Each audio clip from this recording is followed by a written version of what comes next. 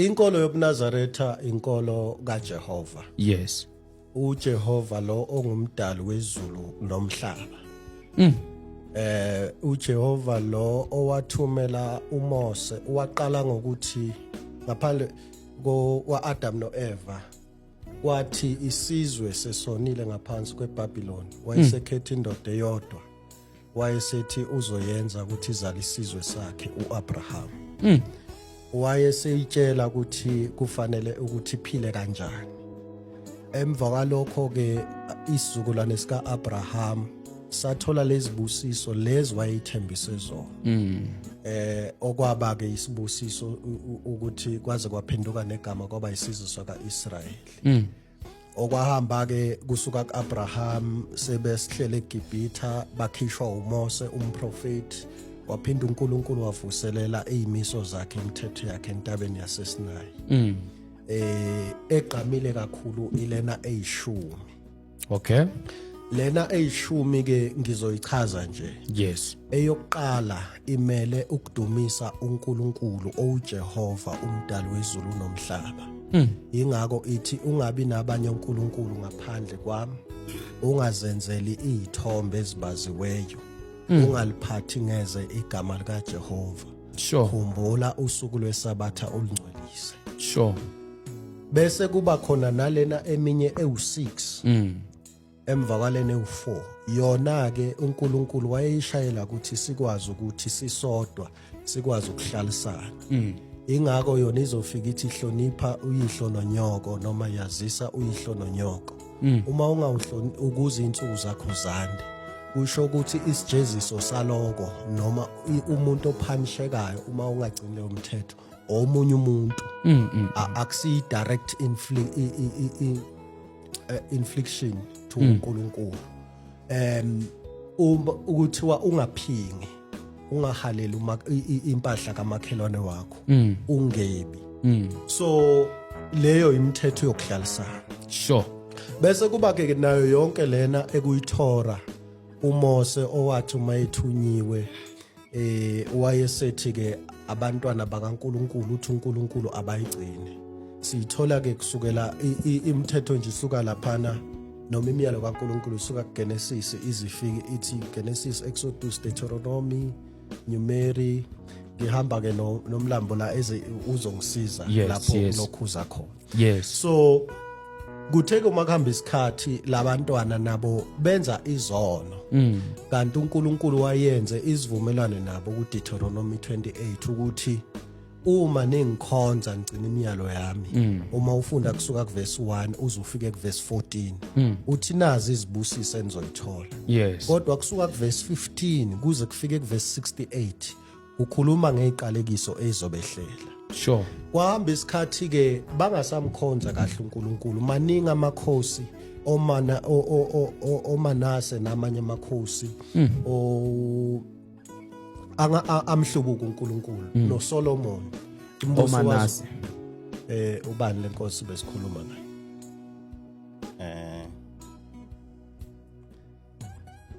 Amakhosi akwaIsrayeli. Kukhona lamakhosi wayekhonza izithixo. Ngifuna ukuthi ngilungise nje indaba yalenkosi. Yes. Kukhona lamakhosi wayekhonza izithixo. So ngalesikhathi ekhonza izithixo uNkulunkulu wayeye bese uyawajezisa jezise ke isizwe sonke. So into ke kwahamba isikhathi ke wayesebethumela ilokhuza inkosi. Inkosi uYashua. Ngizophawula inkosi uYashua ukuthi azobakhombisa indlela le bese baduke kuyo. Okay. Ngoba ukona kwabo kwasekwenze ukuthi bese baba exposed noma baba weak, bangasabi nawo amandla okunqoba ezinye izizwe zazibahlasela. Lokho kuzoba izizwe zamaRoma, izizwe zamaGreek nezinye. Yes. Kodwa ke ngokuthi ukuhlubuka kuqala enhlizweni, kwathi noma indodana kaNkulunkulu isifikile, inkosi uManase, indodana kaNkulunkulu isifikile, nayo bayiphendukela bayibulala. Okay. Uma sifunda iBhayibheli ukufa kwenkosi emhlabeni kuconsiderwa njengesibusiso, kodwa thina njengabantu usithi uma sifunda iBhayibheli sithole ukuthi it was an assassination. Sizokukhuluma ke mhlambe ngesinye isikhathi ukuthi kwenzakalani. Yes. So inkosi isihambile emhlabeni. Inkosi yashuwa lona owaziwa ngokuthi uJesu. Indaba kaNkuluNkulu uyasiphela. AmaRoma ase ayithatha ayenza eyawo. AmaRoma lawa kwakuyiwona sekakanekise vele eJerusalem, sekakanekise vele kwaJuda. Ayithatha ke manje ayenza eyawo. Ngalesikhathi ayithatha ayenza eyawo ase aqala ukufaka inkolo yaseRoma. Okay. Eyaziwa kakhulu ngokuthi pagan religion. Afaka inkolo yezithixo zabo, afaka izinto eziningi. Ngizowenza isibonelo nje. Indaba yoNkulunkulu omthathu. God akusinkolo kaJehova. Indaba kaNkulunkulu omthathu. uNkulunkulu omthathu usho iziqu lezi kuthiwa iziqu zikaNkulunkulu ezintathu. Yes. God the Father, God the Son, God the Holy Spirit. Yes. Leyo nto leyo into yaseRoma. Inomsuka wayo eBabylon.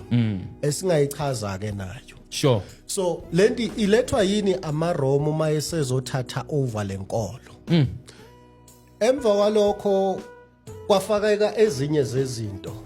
Kwashintshwa isabatha lenziwa isonto. Kwenziwa isonto. Lo mkhuba waseRoma babephinde bebakhonza nezinye izithixo okufaka phakathi ilanga. Yes. Ingakho uma ukhuluma ngosuku lokukhonzwa lwelanga kubhalwa SUN, which is Sunday.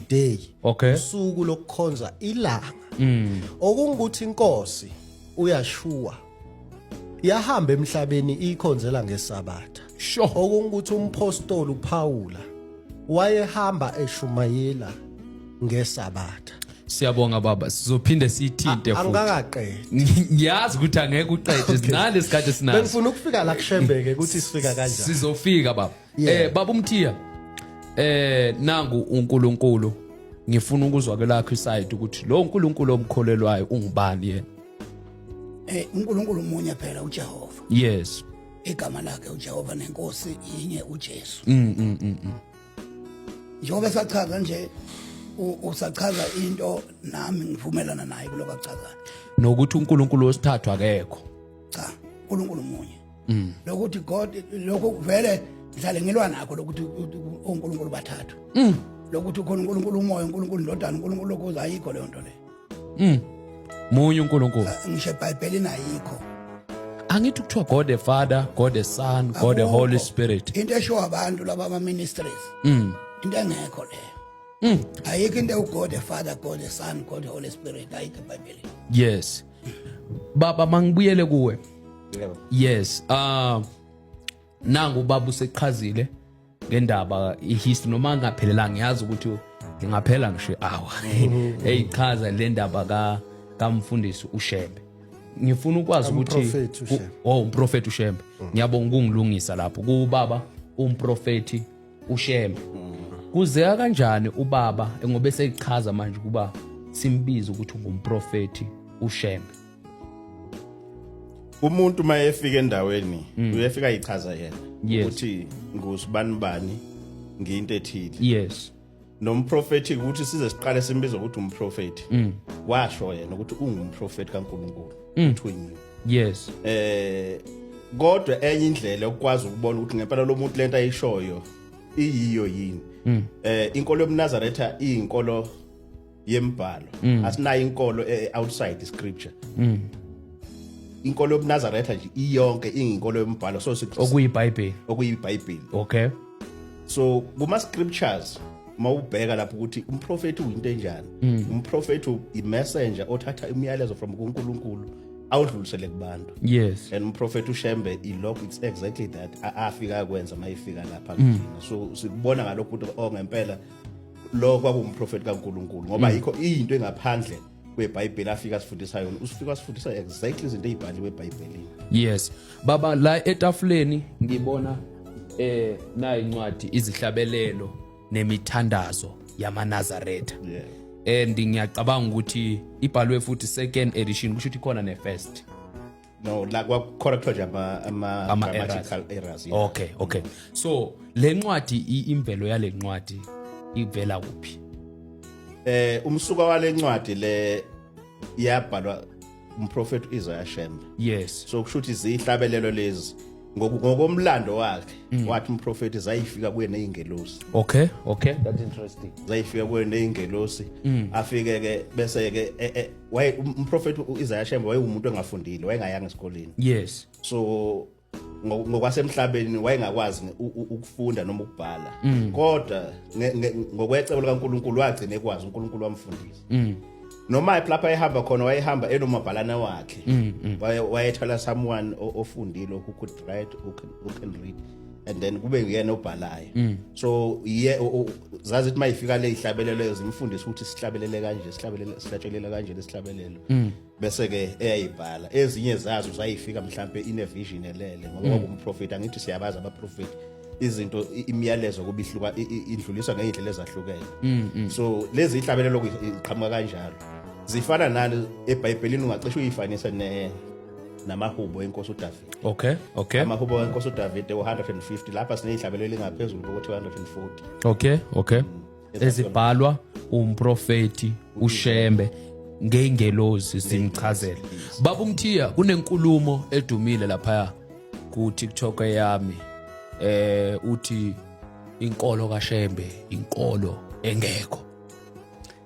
Exactly ngisasho njalo namanje uma ngihlehla nje ngibuya kuyo ayikho le yankolo.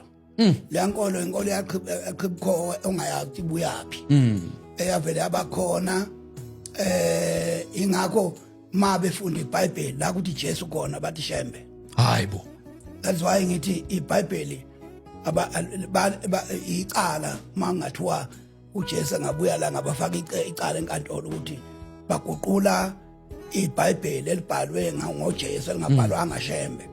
Bona bathi Shembe. Ngibalalele kaningi emingcwabeni noma kuphi mabefika nje ukuthi Jesu khona bashintsha logama uzabathi Shembe. Abanye bayasaba mabebona igcwele amaKristu kakhulu umzashwabanisa umshumayeli lapha makufuna beJesu kasuthutheni kodwa bathi amen laba bavumayo so uyabona ukuthi bayayazi lento yabo ukuthi bayishaya kanjani. That is why ngithi ke nowhere yanga nje masibe inkolo yakwaShembe bengisazobuza ukuthi kungani beyibiza amaNazaretha ngoba phela Nazaretha kusekudeni kabi ngeke uthula eSouth Africa beyibiza ngeNazaretha ngoba phela kwakuthiwa uJesu waseNazaretha wayezalelwe khona vele. So laba lo yena wala eAfrica ubabuShembe ake ubabuShembe kwathi amaNazaretha then unenkolo a faith system ebizwa ngomNazaretha. Okay ikhona leyo nkolo leyo isuke laphi isukela entabeni yaseSinayi mhlamana uNkulunkulu enabantwana bakaIsrayeli entabeni yaseSinayi inkolo ekhona and it's biblical. It's the very first nkolo esiyaziyo ungakabe ikhona inkolo eseyikhona manje eyidumile. Inkolo yobuNazaretha isukaphi entabeni yaseSinayi. Uba kanjani iNazaretha ukuze umuntu nje ngoba ngiyibiza ukuthi ngiyiNazaretha you take a vow uthathe isifungo sobuNazaretha. Okay nakho lokho kuphi sikuthola kuphi encwadini Numbers chapter 6 uthatha isifungo uphakamisa isandla ukuthi ngizahlukanisela uNkulunkulu kwekusuka manje kuze kuyophela impilo yami yonke uzahlukanisela uNkulunkulu. Yes sikhuluma ngenkolo ebuNazaretha inkolo ekhona. Why kuyiNazaretha? Why kuyiNazaretha? Yes ingoba inkolo sisenkolweni yobuNazaretha. Yes inkolo kunenkolo eyimele engafani nezinye izinkolo ekuthiwa iNazaretha. Ine lifestyle umuntu wobuNazaretha indlela aphila ngayo indlela enza ngayo izinto uzahlukanisela uNkulunkulu. Yes because ngithi into engicabanga ukuthi esuke idida abantu noma ababukeli bethu ukuthi noJesu nakuthandwa zakuthiwa uJesu Kristu waseNazaretha So ukubuza kwami lo mbuzo ngifuna ukwazi ukuthi ngabe lo Nazaretha lo o-attach no Jesu Kristu uyena futhi lona olapha ku Prophet uShembe. In actual fact yes. Okay. Kodwa mangaphendula lo mbuzo wakho ukuthi Yes. why iNazaretha. Yes. Uthatha isifungo sobuNazaretha. Ukuze uzoba umNazaretha nje uthatha isifungo. Yes. You cannot be a Nazareth ungakazi uthathe lesa sifungo. Oh, enye indlela ukuthi ube umNazaretha ngaba umNazaretha by dedication. Dedicate umzali wakhe sike sambona umprofet or umpriest uSamuel. Umpriest uSamuel wa dedicate unina umzalayo uHana ukuthi Nkosi uma ungangipha umntwana lo mntwana uyokuba umNazaretha wakho. So ngaba umNazaretha ukuthi uthathe isifungo uyithathele wena isifungo willingly or ube umNazaretha ukuthi udedicate umzali wakho. Sure. So ukuba umNazaretha nje it's either you take a vow or you are dedicated. Sure. Ube umNazaretha. Baba sisi ngiyabonga impendulo yakho ukuthi uyachaza indaba yelo. Baba kunendaba engifuna ukuthi ungithintele yona especially ku inkolo eyama Nazaretha. Ukuthiwa ziningi izinto engicabanga ukuthi zidala idebate especially ebantwini because siyathanda ugceka into singayibuzanga. Hence sivulele channel ekhaya ukuthi so kuwe baba ngicela ukuthi uchazisele ukuthi ngempela inkolo yakaShembe inkolo ekhona and siyini sizathu sokuthi kunabantu abaningi phela ngeke sithi lenkolo inkolo engekho kanti kunabantu abaningi abagcwalayo belaphayana futhi kusho ukuthi iyabaphilisa and baya benefita kuyo. So just to give amabukeli bethu ukuthi kuyini today nimela lenkolo ukuthi ngempela inkolo ekhona. Ukungabi nalwazi kwami kwenza ukuthi ngicabathi ngiyazi. Sure. Bangaba baningi abantu abangaba kulesi simo esithi inkolo kaShembe into engekho. Sure. Maningi ama contributing factors. Kungaba ukuthi umuntu ongazi inhlobo. Athengazi bese kuba nabantu abamakholwa ebandleni lamaNazaretha. Abenza izinto eziphikisana nemiyalo kaNkuluNkulu bese kuthiwa lento ayikho. Sure. Okwesibili kungaba ukuthi umuntu akazi inhlobo futhi akakazi wabona neNazaretha kodwa indlela iapproach yakhe afundiswe ngawufundisa ukuthi uma kungeyena uJesu leyo nto ayikho. Lento kubaba ngesonto ledlule uyibize ngefanatism. So njengoba silapha sibonga le platform ukuthi sizosiza abantu abalalela ubaba uMbatha nabafuna ukwazi ngobuNazaretha ukuthi kahle kahle buyini ubuNazaretha. Yes. Ngithe inkolo kaJehova. Ngachaza nemithetho. Sure. Asizile ukuzoyilwela sithi inkolo ekhona. Angeke siyilwele sizochazela nje abantu for free. Inkolo ekhona. In actual fact, uma singenza ama analysis. Inkolo ngokwe historical fact ebukeka ingekho inkolo yobuKristu. Sure. Awuliphinde lapho baba ngathi le mic ayikuthathanga kahle. Inkolo Yes. ebukeka ingekho ngokwe historical fact and biblical fact inkolo yobuKristu. Yes. Isizathu. Angeke ngikwazi ukuchaza lesi statement ngingakachazi inkolo yobuNazaretha. Okay. Umprofet uSamuel owagcoba uSaul kuthabe inkosi wayumNazaretha.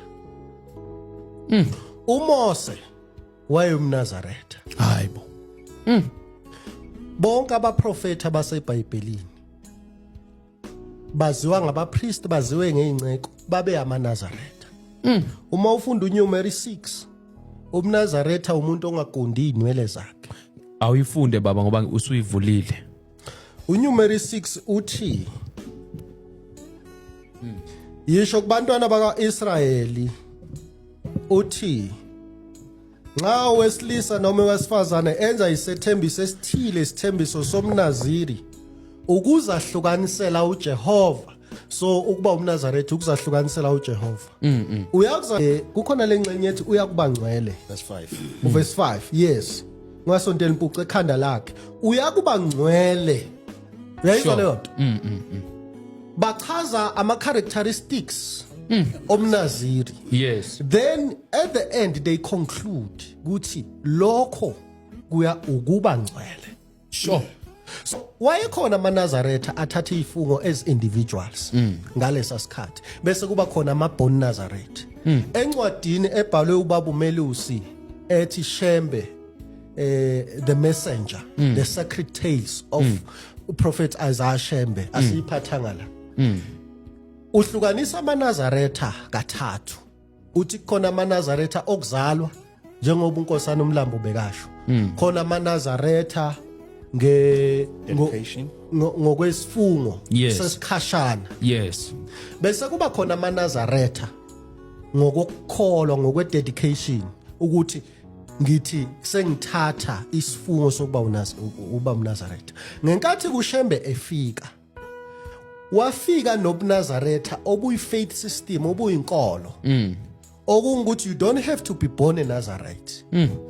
ubuNazaretha obungabona bosikhashana kodwa ubuNazaretha bokuthi impilo yakho yonke uzahlukanisile nalezi zinto ezingekho ngcwele uzinikele kuJehova impilo yakho yonke. Yes. Kubhaliwe uzosifundela iNkosana uMlambo. Yes. Inkosi uJesu yayingumNazaretha. Sure. Inkosi nako kwenzeka. AmaRoma wayehlasela iJerusalem. AmaGreek nawo wayene interest kuyilokhuza kuJerusalem. Isizwe sakaIsrayeli ngokwe-faith system sase sehlukene kathathu. Yes. Kwakhona abaSaddusi nabo abantu more traditional. Kube khona amaFarisi, they were more educated. Sadducees more traditional, Pharisees more educated. Bese kuba khona ibandla elaliholwa inkosi uJesu. Sure. Akusiyi uKristu. Okay. Yeah, right. Kwathi ngaphambi kokuba kuzalwe inkosi uJesu 150 years. Baphume eJerusalem. Isect yayibizwa ngokuthi ama-Essence. Baya kowakha ngaseGalili. EGalili kwadevelopa i-center ibizwa ngomuzi eBhayibhelini ebizwa ngokuthi umuzi wamaNazaretha okuseNazaretha. Yes. So leli gama elithi amaNazaretha elitholakala eBhayibhelini namhlanje la developa ngoba kwasuka igroup yama-Essence ayakophila impilo yobungcwele ngaseGalili okwathi leyo center ababe iyayidevelopa kuyo kwase kwaziwa ngokuthi umuzi wamaNazaretha. That is 150 years before kuzalwa uJohane uMbhaphatisi. Yini baye kohlala laphana abaSaddusi besebona kuNkulunkulu. Ezinye zezinto ababusi baseRoma bakwaJuda babezenza bese badlelana nezizwe ikhonza abanye uNkulunkulu zingakhonza uJehova kuphela. And bathi uma beyiletha bezingcolise bengcolisa isizwe baphinde babafake na kwi-security system. So ngalesikhathi baya laphana kuthiwa it's a primitive group. I-group yayingasiyona abantu ababaluleke kangako.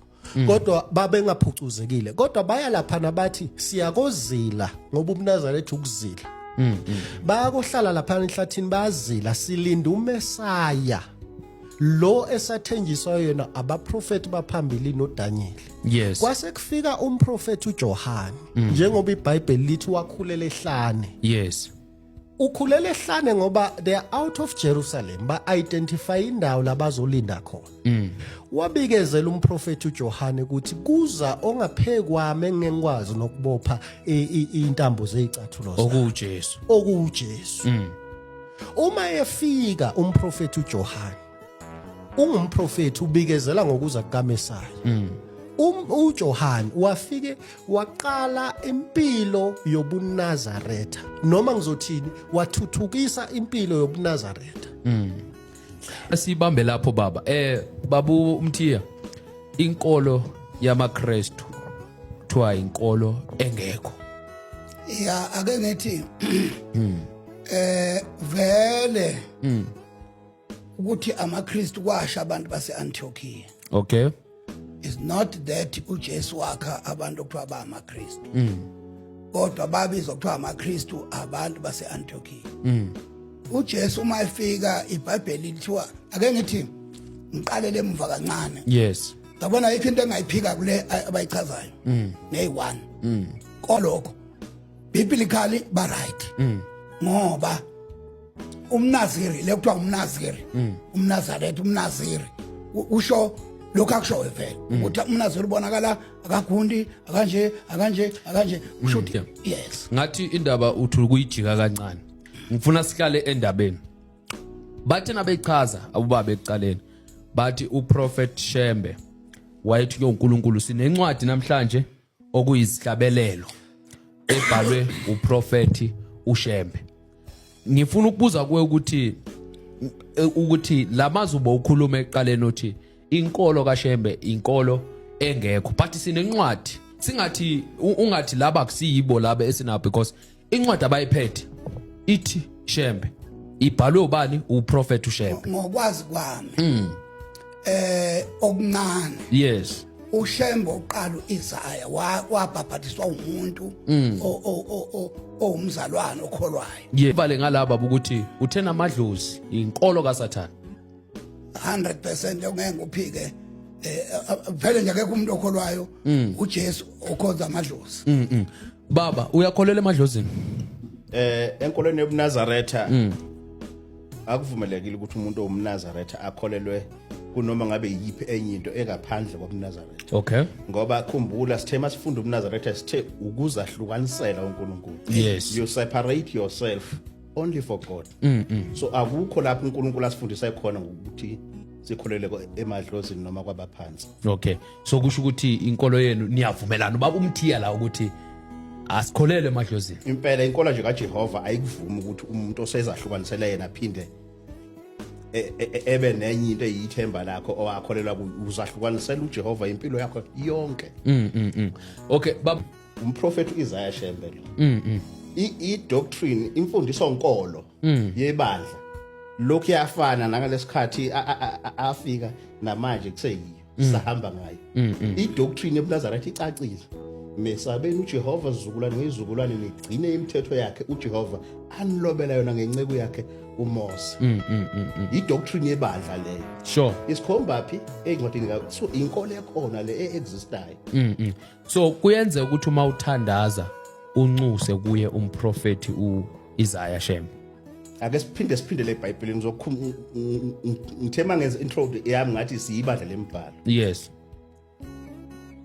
nakho umprofeti uEliya ehlukana nomprofeti uElisha yes ushaya amanzi ngengubo ke le ayitholile umprofeti Elisha uthini uthi uNkulunkulu kabani kaEliya ngicabanga impendulo yakho ilapha usho ukuthi ngamanye amagama ungena lapho uProphet uShembe umuntu okintroduce kuNkulunkulu wena uya kuNkulunkulu ngaye yes that's how it is okay masikhuluma ngoNkulunkulu umuntu osazisa ngoNkulunkulu enanga umprofeti Isaiah Shembe abaprofeti kusukela kuMose kuze koJoshua kuze koSamuel kuze kuyofika kumprofeti akekho umprofeti okhompyutha nomunye akekho umprofeti omkhulu kunomunye akekho umprofeti ongcono kunomunye kodwa izinto abasuke besitshela zona isuke ngasuke kubo basuke bedlulisa umyalezo abawuthole eNkulunkulu bewulethe kithi sure baba umthiya umuntu onjani usindisiwe okholwe egameni likaJesu yes ababhathe egameni likaJesu yes uma ufuna ukusindiswa wenza kanjani wamukela uJesu umamukela kanjani ukuvuma ukuthi uJesu inkosi nomsindisi yes bese ke ithi iBhayibheli incwadi kaMark chapter 16:15 yeah 15 ithi hambani nishumayela ivangeli kho konke okudalweyo yes okholwayo abhabhadiswe uyakusindiswa uyangizwa ngithi yes okholwayo enza njani abhabhadiswe wenza njani uyasindiswa okholwayo uJesu bese yabhabhadiswa uyasindiswa abo baba bachazile ukuthi bayakholwa uthe kubo nawo bayavuma ukuthi uJesu uyinkosi noma ngakabezwa kahle yasiza kuthi mina nginento engiyaziyo Yes. engihluphayo. Ngicela uyichaze Ake into ngithi- ehluphayo baba. Bakhuluma bona, yabona inkolo bakhuluma ngayo, iphikisana ngqo nenkolo yakwaShembe. Mina ngakithi bakhonza amadlozi. Abantu bakwaShembe. Angikhuluma abantu abaphila ezulwini baphila nabo ngakithi. Bahlaba isidanana abantu bakwaShembe. Wakhuluma ngedlozi bawukhanda ngamatshe abantu bakwaShembe. So bona funeka baqale bangikhiphe lapho. Abafowethu angithi ngeke ngikwazi uku-attack into abayishoyo manje ngoba konke abakushoyo kuseBhayibhelini. Yes. Funa mase sizokhuluma nabo sicathula nabo ngalokho abakushoyo ngoba nakho nginayo impendulo zakho kodwa nginenkinga yabantu bakwaShembe abanamathempeli angapha ngakithi babuye bahambe bayoconsulta kwabaphansi ene bayakushumayela lokho ukuthi abakini abangasekho kanjani bayakushumayela into abakhuluma ngayo abakufundisa kubantu. Yes. Indaba yokukhonza idlozi. So sibiyele kuJesu ukuthi uJesu uwamukelwa kanjani. Yes. uJohn 14 ngoba ukhuluma ngokuthi mhlawumbe uzofika ekuthenini akakasizwa simukele uJesu. uJohn 14 uverse 15 uthi uma ningithanda niyagcina imiyalo yami.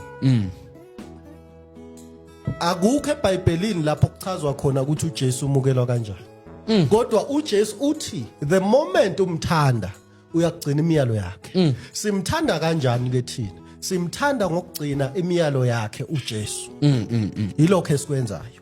Ngedlule lapha. Yes. Lungisa baba. Ngize kulento kuzenza ake sizoqhubeka. Kukhona eBhayibhelini uJesu wamukelo kanjani? Sizobuya sifunde lo baba. Ake siye kuzenzo. Okay, ngifuna ukukhuluma ngalento ayishilo ubaba. Izenzo 11 uverse 26. Kuthi kuqala nini ukuthi babizwe ngamaKristu. Bese sibiyela ukuthi babe yini. Uverse 26 kaZenzo 11 uthi kwathi esemfumene wamisa eAntiochia. Kwase kwenzeka ukuba umnyaka wonke bahlangane ebandleni bafundisa abantu abaningi. Kwaqala eAntiochia ukuba abafundi bathiwe amaKristu. Yes. Umalana nawe Babebizwa ngani? abafundi. Izenzo 24 Funda baba. verse 5. Yes. Ngokuba siyifumene lendoda siyifumene ishinga evusa ukwambuka phakathi kwabaJuda ezweni lonke ihle eyinhloko yohlelo lwamaNazaretha. Yeah. uPaul okukhulunywa ngaye kuthiwa yindoda eyinhloko yohlelo lwamaNazaretha. Babengabizwa lokho. Angithi kulapho Ngicela mana ecacele kuze kancane. ngaqhubeka phambili. Ngicela ukuqhubeka baba. Angithi akusile iBhayibheli leli lishoyo lokho kushiwo eBhayibhelini kodwa kushiwo umuntu othile ongamazi uPaul kahle omfanisa nabehlelo lamaNazaretha. Yes. Aqhubeke simlalela. Ngingaqhubeka ngichaze ngaze ngivule nale ncwadi. Ngicela uyivule nayo baba ngoba sikaze sivule. Yes. Oh, okay. Cha, ngizobuya emazwini kaMprofethi Isaiah Shembe. Yayimeke le ncwadi. Izosihlupha ke le. Izoletha idoctrine yakwaShembe. No, akafunda ufunda le. No, ufunda iBhayibheli. But le ncwadi ifakazela iBhayibheli. Yaphatha kungona usifunda iBhayibheli asibeke le. Ngoba lena isi-edithiwe i-edithiwe iBhayibheli li-edithiwe. Baba ukhuwa ifunda It's for the Lena akafunda ivese ngoba No. singayigceki into No, esingayizwa. man. Once we speak about enye incwadi, siyasuka ke kwi-constitution kaJehova uNkulunkulu. Ngoba le ibhalwe yibo. Ibhalwa ubani le ncwadi? Le ncwadi lena ibhalwe uSamuel Bakhyoko. Isihloko sayo sithi From Sabbath to Sundays. Eyase Italy, eRome la qhamuka khona inkolo yobuKristu 1977. Baba iBhayibheli libhalwa ubani? iBhayibheli kuthiwa abantu bakaNkulunkulu Yes. eqhutshwa umoya engcwele. Yes. Exactly. Le ncwadi ibhalwa i-background yokuthi kwenzakalani. Sibeke eceleni yona ngoba ngokukhuluma ngohlelo oluthile sibeke eceleni sifunde le yeBhayibheli. ifakazela Okay, ngoba iBhayibheli. angisakwazi. Ngilifundile iBhayibheli Yes, lithi qhubeke nalo. lithi uPaul ngiqale ngathi uJohane wayeyumNazaretha inkosi uJesu yayinazaretha umNazaretha mana baba angiphikisani nawe ngalokho angithi ngiyaqhubeka baba uPaul uPaul qala simana nawe qala ukuthi baba mina angiphikisani nawe ukuthi uJesu waseNazaretha vele wayeyumNazaretha ngokwefaith no hayi ngokwefaith baba umthiya uJesu wazalwa khona eNazaretha iBhayibheli lisho njalo so ke interpretation yabantu lithi wayekhonza eNazaretha alikho ibandla elakalaba khona lamaNazaretha angithinali siyalifunda baba lapha kuzwe babukeli bethu sisekhona la ekhaya kwaKitted Media mana baba alikho ibandla la ngisho kwaIsrael akaze kukhona ibandla lamaNazaretha umNazari umuntu ozahlukanisele uNkulunkulu baba ngicela ukukufundela baba ukuthi lalikhona yebo ufunda iBhayibheli Izenzo 24 yes ake ngiso kusana 24 okay babebizwa ngani ngoba kuyashiwo ukuthi kwaqale eAntioch ukuthi babizwe ngokuthi ba amaKristu ake uJesu nje ake ngichazele igama labafundi baba ake ngichazele igama labafundi baba umbatha sibanike isikhathi igama labafundi lisho abantu abafundisi angithi hayi abafundisi baba umbatha simnike isikhathi umfundi ukuthi isuke ihambe kakhulu a long journey ikhuluma esihlahla ehlathini yes asiqale qala silungise indaba kaJesu ngizogcina ngikhulumile baba akaze wakhuluma uzokunika isikhathi esinako man uJesu akaze wazala amaNazaretha awekho ibandla kaJesu amaNazaretha uma likhona ngifuna ukulibona lithwa nali ibandla uJesu incwadi kaMateyu 20:16 verse 18 uthi ngizokwakha ibandla lami uthi ke lebandla lami ngizolakha emasanga kaJesu awulahlula akashonga amaNazaretha baba okay baba umbathe konke lokho kushoyo baba ngicela ningipheni ithuba bambatha ngizocela ukuthi siphene isikhathi sokukhuluma ubaba umbatha uthi akukho ibandla eBhayibhelini ibandla likaJesu elake labizwa amaNazaretha lokho akulona iverse leBhayibheli amazwi kababa umbatha yes ukuthi alikho sikumamele baba so ubaba umbatha akakwazi ukuthi abe namazwi kodwa uma sengifaka amazwi kaSamuel eBakyoki angasabikho ubaba umbatha uyakwazi ukukhotha izinto ezenzeka ngakuye abantu bayezangomeni ngakubo kodwa mina ngisakwazi ukuthi uma ngithola ulwazi lukaSamuel eBakyoki ngiluveze kwenziwa yini ukuthi ubaba umbatha abe nama sources amaningi awasebenzisa ukusubstantiate iargument yakhe kodwa thina uma sifuna ukusubstantiate ukufakazisa ukuthi uShembe wayethunywe uNkulunkulu kuNazaretha ubukhona eBhayibhelini regardless of incwadi or omnye umuntu kufanele ubaba umbatha stop asiqale silungise lokho asikulungise lokho baba uthini ngicela uPaul kule cede kuyisho ubaba asikulungise bese ngifunda amavesi okay ngifuna ngindlalela lenkulumo yakho uthe ngeke ungistop yes baba umbatha ukube nawo nali iBhayibheli ngangithi funda kwelakho nayi ifoni yakho ubambatha iBhayibheli lelo ubambatha wathi iBhayibheli ngizofunda uma kuthiwa ekuqaleni bengichaza you happen to stop me angiqhubeke ngicela uqhubeke baba there were 3 sects kwakhona abaSedusi khona abaFarisi kukhona ama-essence athi ama-essence uma esuka eJerusalem ayohlala la hlala khona afika phila impilo yobuNazaretha ubuNazaretha ukuzila ukuzahlukanisela uNkulunkulu uJohane uMbhaphatisi wayithuthukisa leyo nkolo uma kuthiwa wathi uma yebuya eGibhitha waya emzini waseNazaretha oseGalile kushiwo umuzo wakhandwa ngokuthi kuhlala amaNazaretha kuwo lapha azalelwa khona ukuthi kuze kufezeke ukuthi uya ukuba umNazaretha kaNkulunkulu so inkosi uJesu yayingumNazaretha abafundi benkosi uJesu babe amaNazaretha igama elithi abafundi lisho ukuthi babegcotshiwe ukuthi belekelele bafunde kuye njengesithunywa sasezulwini bathi uma befunda kuye bese bemlekelela ukuhambisa indaba kaNkulunkulu yes uma ebakhetha ke labafundi baba u12 uJuda uyazilengisa bese nesibonakaliso afika kuShawuli owaziwa ngokuthi uPaul uPaul kubhalwe kakhulu ubaba njengoba la ulandela inkolo kaPaul kodwa ngimquothela uPaul ukuthi lo Paul amlandelayo nenkosi uJesu babehola ibandla lamaNazaretha uShembe wavusa ibandla lika Jesu okuyibandla lamaNazaretha uJesu alishiya kubafundi bakhe umuntu owaqhama kakhulu ngokweBhayibheli ukuthi alihole uPaul baba so ngokwenkolo eseBhayibhelini kaJehova yes inkolo ekhona that is why ngithi inkolo yobuKristu inkolo engekho usamile kulawo mazi yes ayikho because kwasho abantu base-Antioch akushongo uJesu akukho futhi uJesu lapho khona ake athi mina ngikhanda inkolo ethile wafika wayikholelwa wafundisa abantu and zonke imfundiso zakhe uthi angizile ukuchitha imithetho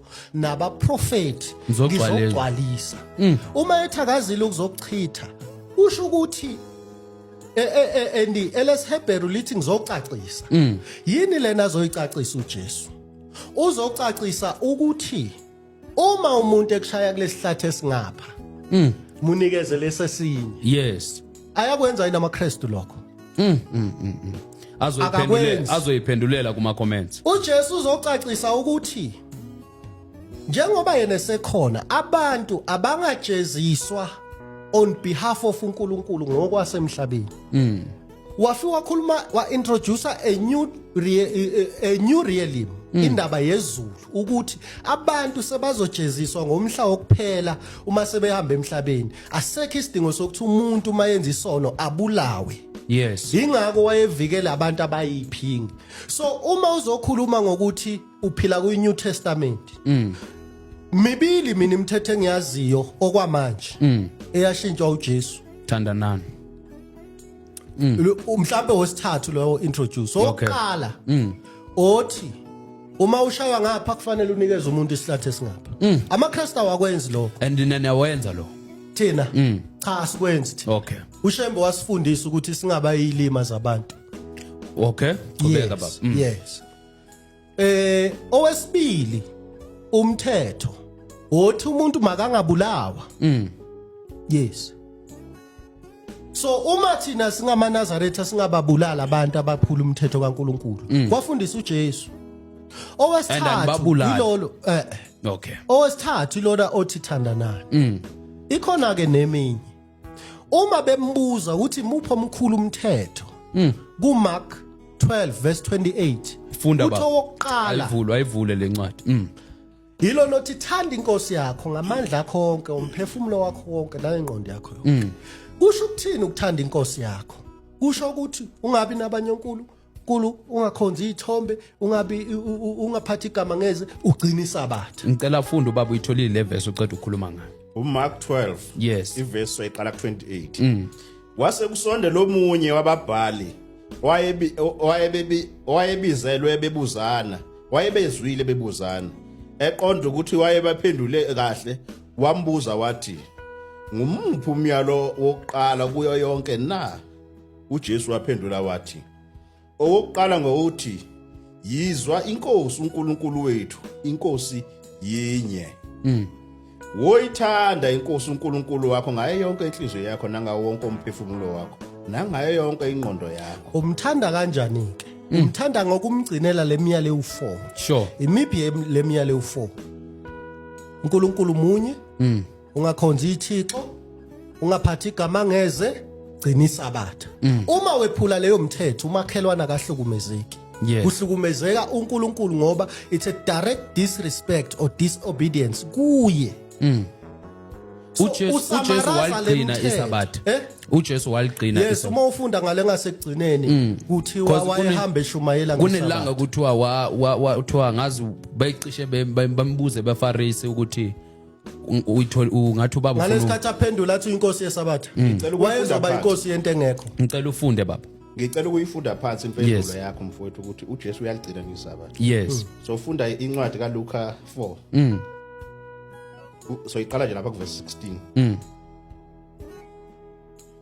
wafika eNazaretha lapho akhulela khona wangena esinagogweni ngosuku lweSabatha njengokwenza kwakhe wasukumela ukufunda uyaphendula bombuzo wakho uthi uJesu wayeligcina ngeSabatha no Paul ukugcina no Paul kuthiwa waphilisa abantu ngelanga leSabatha. I think lelo verse ngangena kuthiwa wayekuphilisa abantu ngelanga leSabatha. wathini yena Befike- akashongo ukuthi aliphula iSabatha wathi ngeSabatha kuyenziwa okuhle akashongo ukuthi alikho iSabatha Okay. he simply said ngeSabatha kuyenziwa okuhle Yes. which he was correct. Baba Mthiya sesikhathi sakho siyasondela manje. Akengikadele le ndaba le Yes. ngoba bengisadlalela le ndaba le so ibandla ke kwakuyibandla lamaNazaretha uShembe uvuse ibandla likaJesu uShembe uvuse ibandla laliholwa uPaul ibandla lamaNazaretha kulama 3 sect ama essence la aphuma akhalaphana ngoba wayephila ubuNazaretha kwase kudevelopa lo muzi lo babekhonzela kuwo Ngicela kwakuyi headquarters yama essence aphila ubuNazaretha kwadevelopa lo muzi obizwa ngokuthi kusemzini waseNazaretha ngicela ungiyeka ukuthi nobaba ngifune ePaul kuleyo nkulumo yakho. uzoya kuyena so uma iqhubeka lapho wathi sehambile emhlabeni ibandla lakhe ngesikhathi esiningi kwasala no Paul waqhubeka uPaul siyezwa lapha it's confirmed and ukukhombisa ukuthi that is confirmed kuthiwa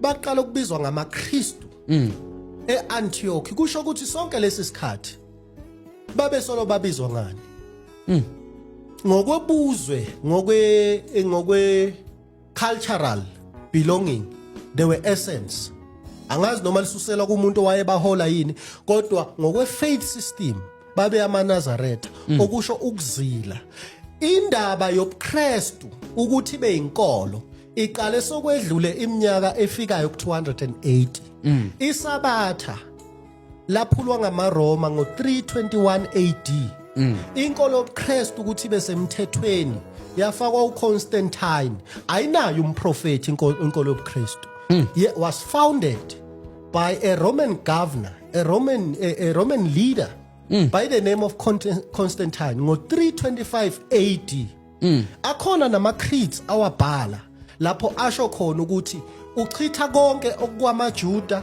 ufaka okwaseRoma wakuveza lokho uma ethi uchitha konke kwamaJuda wayechitha ngisho neimfundiso zikaJesu Kristu ezithi uma ningithanda nogcina imiyalo yami wachitha neSabatha uJesu ahamba aligcina kwafakwa inkolo yamaRoma yini inkolo yamaRoma ukukhonza ilanga the sun Sol Invictus inkolo yamaRoma ukukhonza uNkulunkulu waseBabylon uNkulunkulu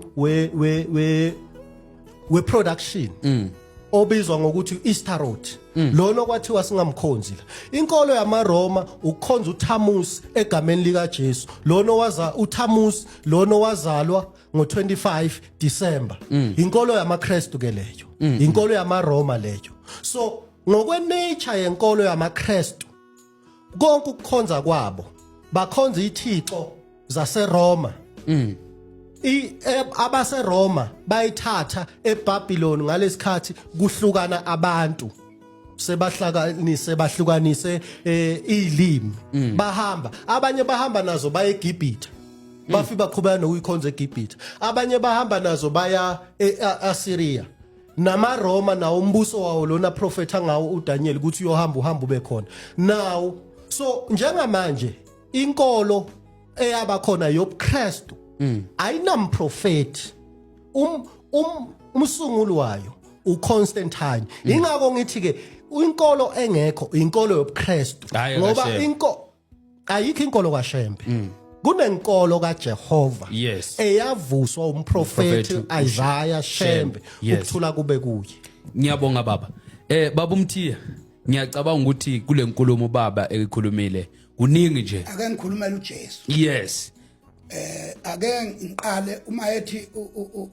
inceba kaNkulunkulu ukuthi ayinamprofeti inkolo kaJesu yamaKristu yes ukuthi lokuthi amaKristu kufana ukuthi angiyeke lokho ukukhuluma ngakho ngoba ngiyakholela lami lokho kushoyo ukuthi akazi uJesu athi ibandla lakhe amaKristu. Okay. Kodwa abantu ithi iBhayibheli uPawula wahlala umnyaka efundisa abantu. Yeah. Kusho ukuthi abantu babona inkambo yalabo bantu basebeyifanisa nenkolo nenkambo kaJesu bababiza ngamaKristu. Akasihlehle kancane ke asikuyeke lokho. Isaiah 2